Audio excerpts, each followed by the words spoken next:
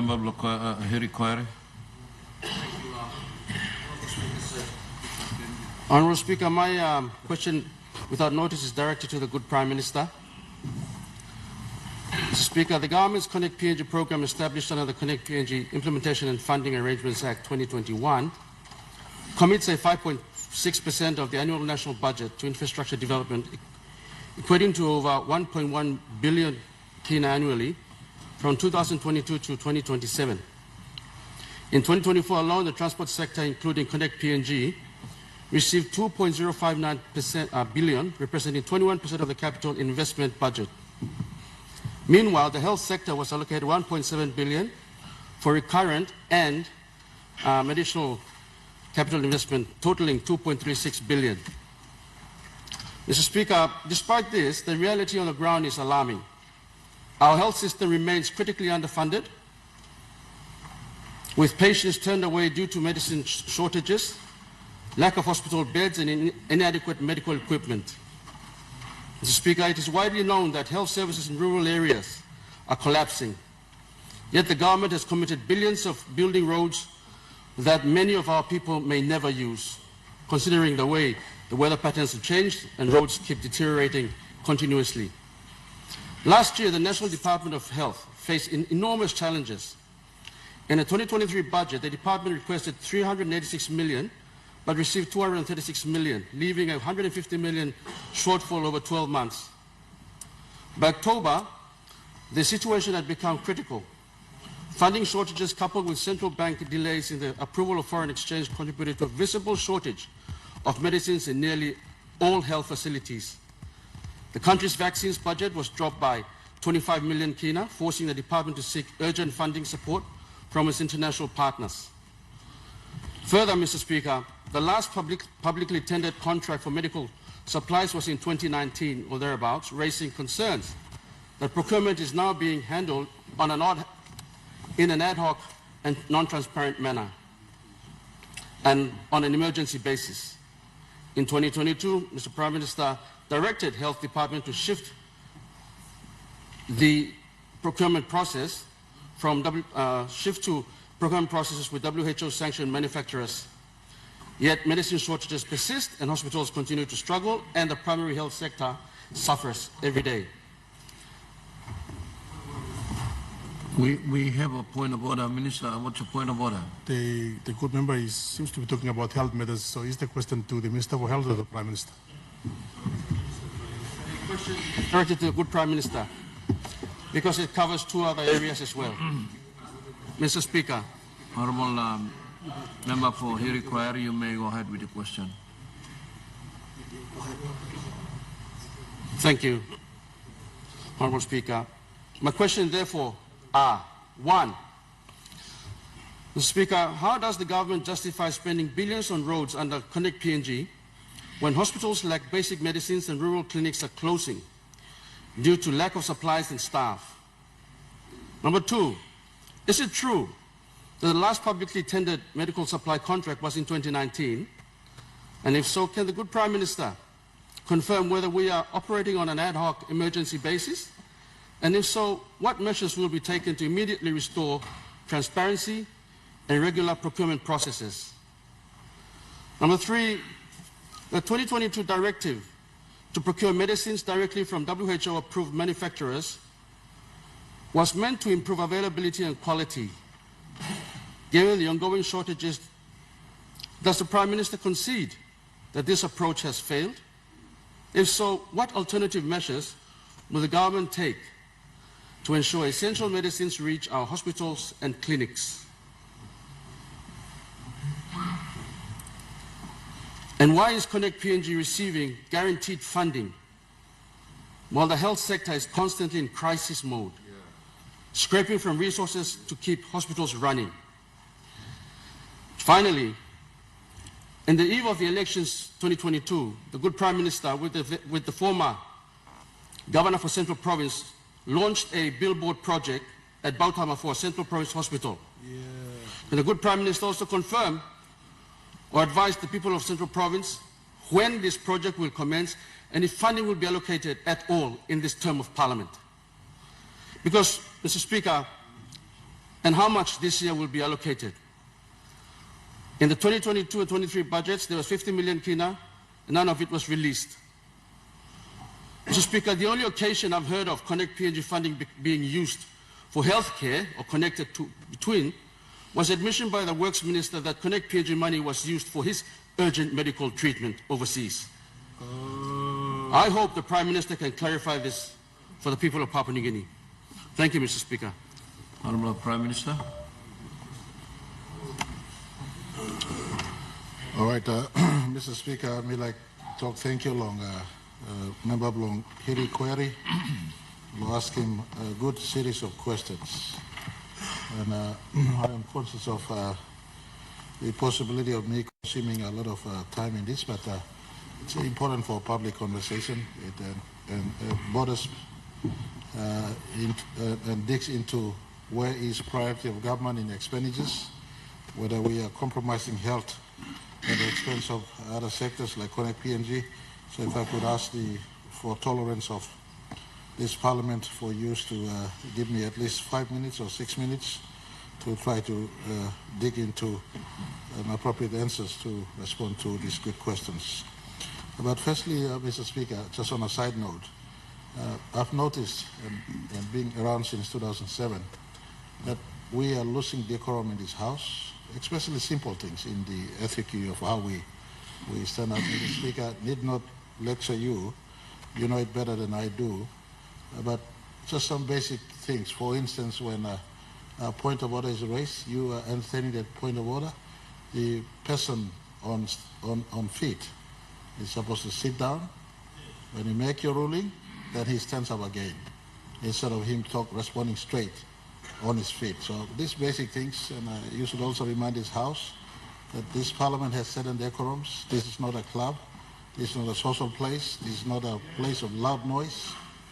I think these sort of conversations from the chair, all of us need to be refreshed on decorums in this House and basic ethics. So I just thought I reflect this, but not to take the light away from the good questions that was asked. I want to confirm that Connect PNG has security of resource envelope, 5.6% of every year's budget is geared towards assisting in us opening up all parts of our country that remains isolated from each other. For instance, Port Moresby remains one of the most isolated nations' capital in the entire planet, unreached by over 85% of the country's population.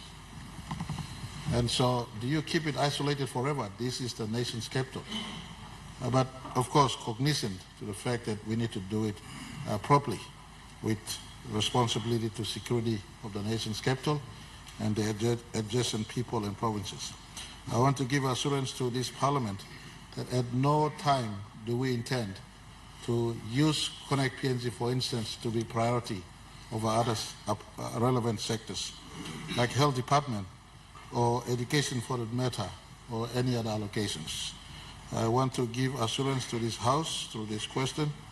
The final budget outcomes that Treasury releases every year is on record. It's on record from Treasury. If all of you are asked, and Treasury by law is required by 31st of March each year to also furnish the report on expenditure of last year. The government spending is there on record for everyone to see, the total disbursement to each sectors.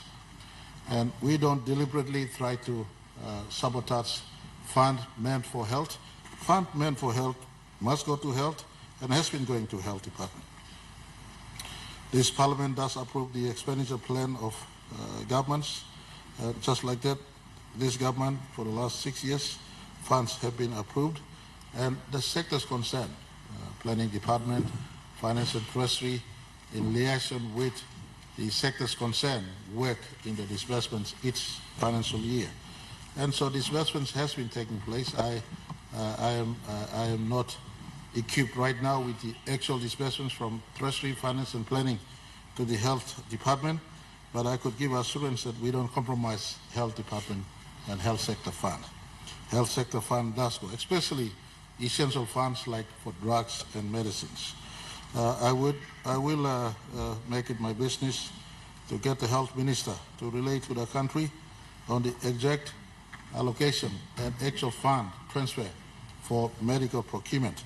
Medical procurement remains one of our #1 priority expenditures. In fact, every January when our financial year starts, at least under this Pangu government's watch, we make sure health and education core expenditures up in January. They ranked in the top 3 expenditures.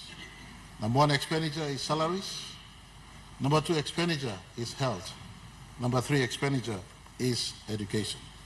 We have to pay our children's school fees. So every January, even before Connect PNG gets its share of funding, we make sure there are funds on in the till for medicines to be on the shelf.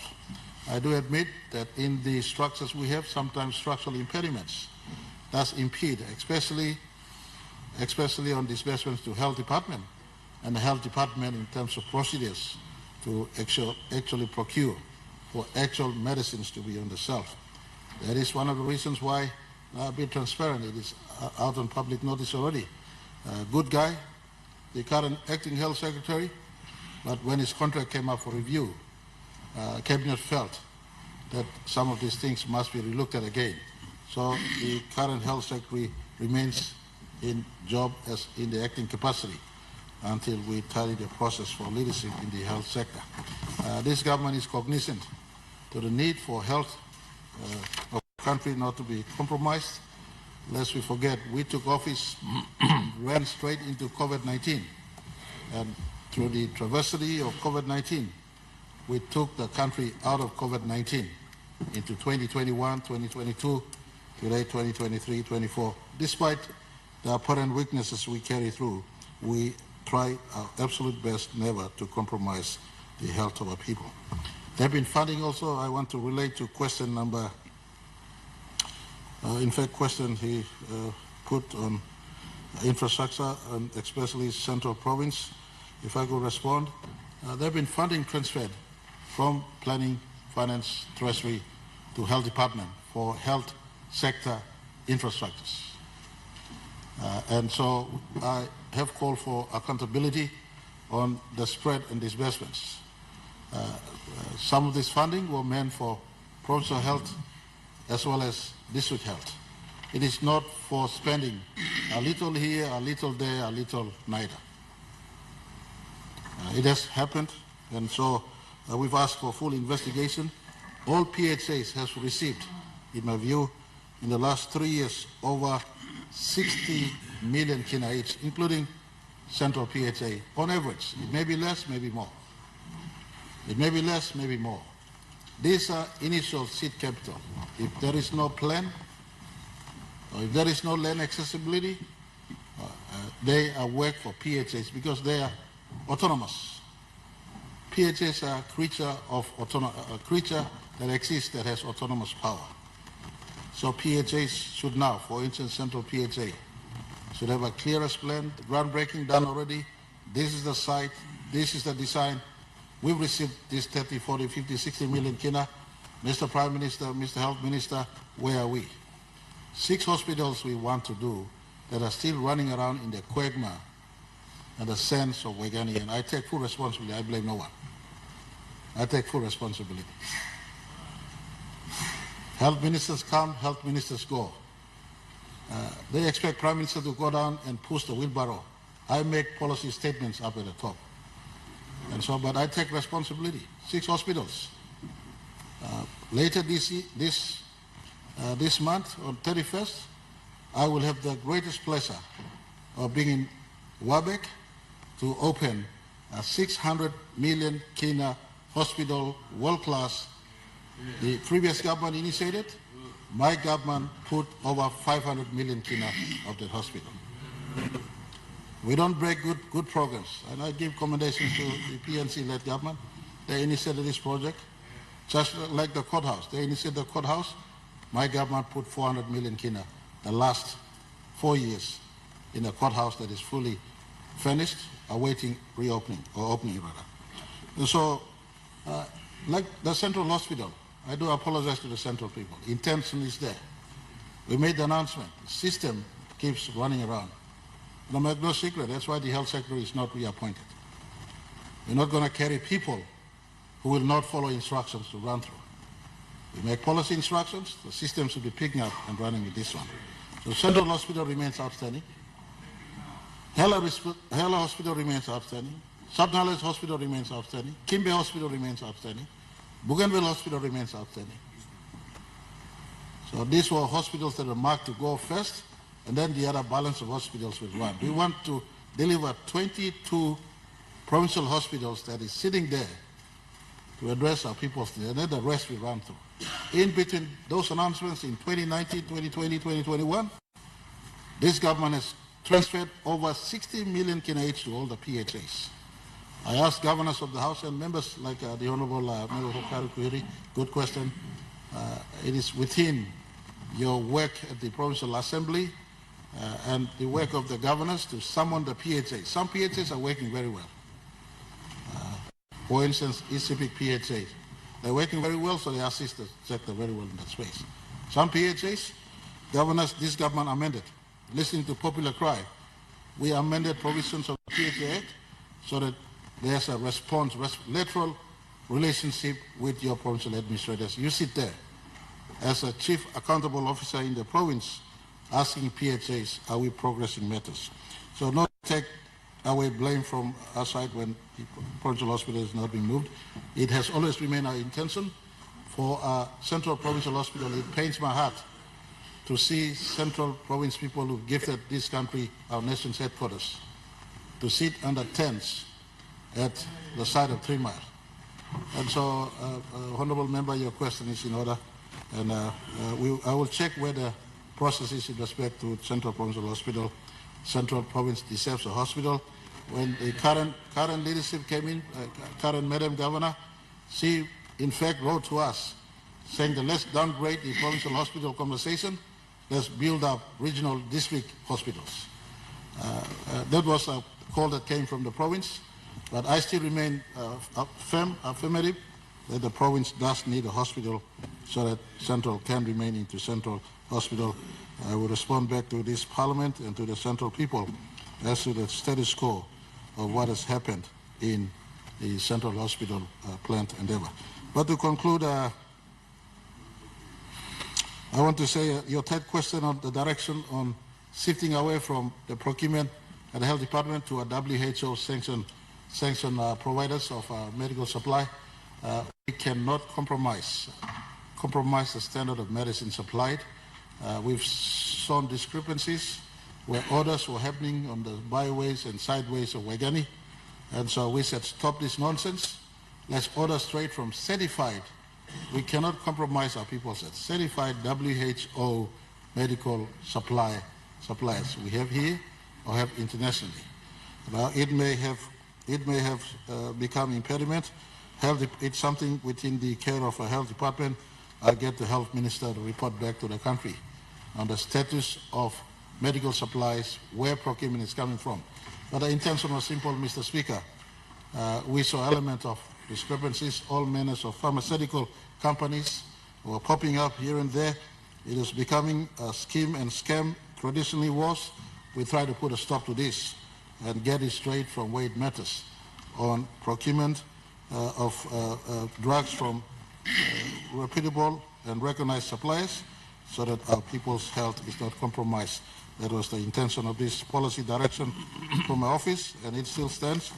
I give commitment to revisit this. If need be to improvise, we can improvise, but the improvise will not come at the expense of good medicines for our people. Thank you, Mr. Speaker. I hope the answers are sufficient. If I have not answered anything, I'll be willing to take a question in writing from the member, and an appropriate response would be rendered back in due course. Thank you, Mr. Speaker.